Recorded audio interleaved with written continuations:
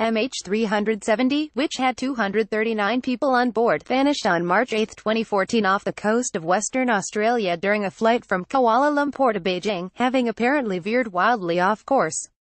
Jet's whereabouts have remained a mystery ever since. One theory claims the pilot conducted a series of maneuvers to ditch the plane, but experts today argue that it would have been impossible for him to remain conscious during the emergency landing. Investigators were originally exploring the possibility that Captain Zaharia Ahmad Shah carried out a series of maneuvers to evade detection to ensure the flight disappeared in a remote location, as seen on Australian TV program 60 Minutes. The program and its aviation experts alleged that Zaharia depressurized the plane to incapacitate passengers and other crew through oxygen deficiency, while keeping his own emergency air supply open, before repressurizing the plane for the rest of the journey. NC, Getty. Captain Zaharia Ahmad Shah in the doomed MH370 flight, but contradicting the theory, the current head of the Australian Transport Safety Bureau, ATSB, Peter Foley, who has been in the position since 2014, suggested to the Australian Senate the pilot was unconscious when the plane crashed into the Indian Ocean, resulting in a steep dive, along with other theories.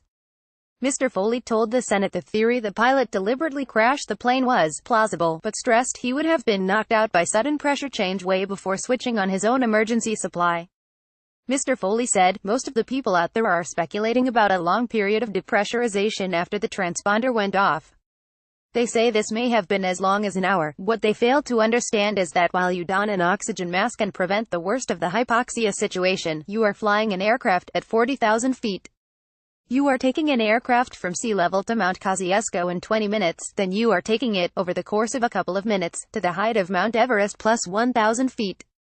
You'll get decompression sickness too," pointing to an emergency landing of a cargo aircraft in 1994, documented by the U.S. National Transportation Safety Board. He told the Senate, during the climb-out, the flight crew was unable to pressurize the aircraft, and the captain elected to proceed with the flight. The crew donned their oxygen masks, and shortly thereafter the captain became incapacitated from decompression sickness.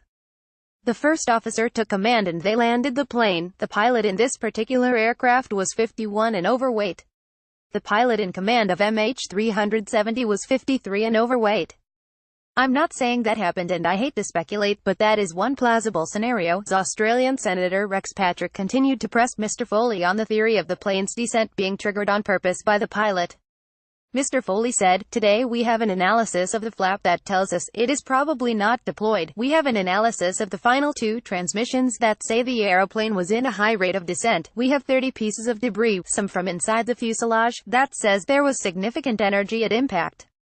We have quite a lot of evidence to support no control at the end." GETTYMH370. Investigations into the doomed airliner continue. Added the ATSB had spoken to experts who supported the controlled descent theory, including former Boeing 777 instructor Simon Hardy.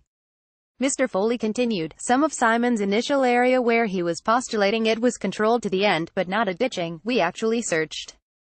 We went a long way to the east in that search, 42 miles. We certainly listened very carefully to what Simon had to say. We certainly read the articles in the Australian where." Another pilot, Byron Bailey, said, "Clearly the pilot has done this. He must have been in control at the end, but it wasn't substantiated. We haven't ever ruled out someone intervening at the end. It's unlikely." Mr. Foley told the committee he believed Zaharia, or someone else, was in control of the plane for at least the first 1.5 hours of its flight. In May, Martin Dolan, former ATSB head, who led the 2-year search for the missing plane, said, "This was planned, this was deliberate, and it was done over an extended period of time." John Dawson, a lawyer who represented 9 families from MH370 and MH17, backed up the claims, saying the evidence suggested one of the aircrew was responsible. He said, "In MH370, you have the pilot flying between Malaysia and Beijing who turns back the aircraft.